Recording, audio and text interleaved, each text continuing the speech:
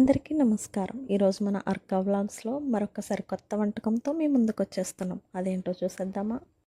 Hello అండి, అందరికీ నమస్కారం.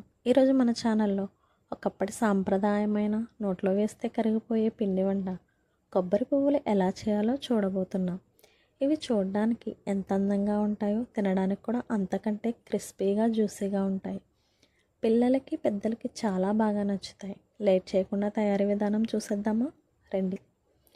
ముందుగా దీనికోసం మైదా పిండిని తీసుకొని అందులో కాస్త నూనె లేదా నెయ్యి, చిటికెడు ఉప్పు వేసి బాగా కలుపుకోవాలి.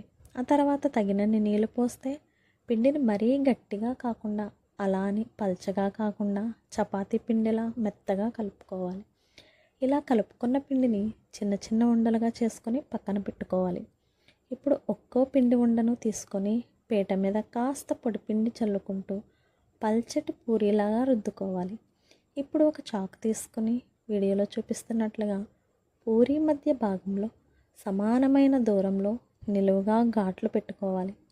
చివరి అంచులు తెగిపోకుండా జాగ్రత్తగా కట్ చేసుకోవాలి.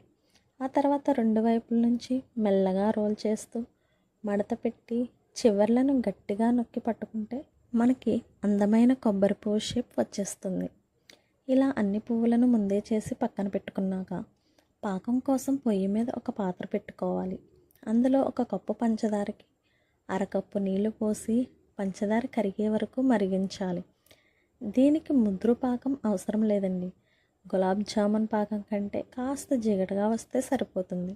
సువాసన కోసం కాస్త యాలకుల పొడి వేసి స్టవ్ ఆఫ్ చేసుకోవాలి.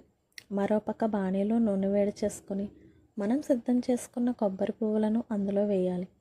మంటను మీడియం ఫ్లేమ్లో ఉంచి ఇవి మంచి దూర రంగు వచ్చే వరకు తిప్పుతూ వేయించుకోవాలి. సన్నటి మంట మీద వేయిస్తేనే లోపలి వరకు బాగా వేగి క్రిస్పీగా వస్తాయి.